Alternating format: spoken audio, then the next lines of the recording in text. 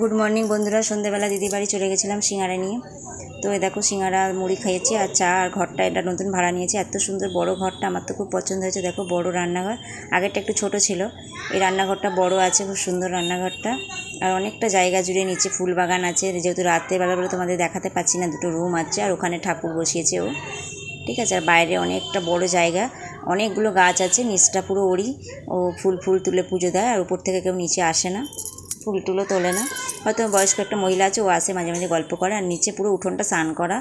আর এদিকে অন্ধকার বলে তোমাদের বোঝাতে পারলাম না ঠিক, খুব সুন্দর হয়েছে আর কি ঘরটা।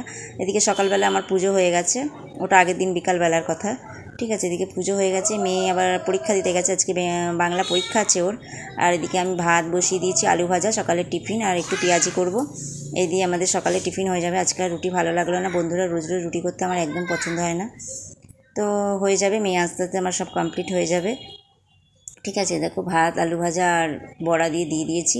মেয়ে ফ্যান নিয়ে খেলা করছে। আর বাড়িতে পুঁইশাক হয়েছিল, অনেক দিনই মনটা করছিল কাটবো দিয়ে আর নিজে করলাম না, যাকে দিয়ে দিলাম, যাই করছে রান্না আমাকে বললো কেটে দাও, ঠিক আছে বন্ধুরা। পরে আবার নতুন ভিডিও দেবো।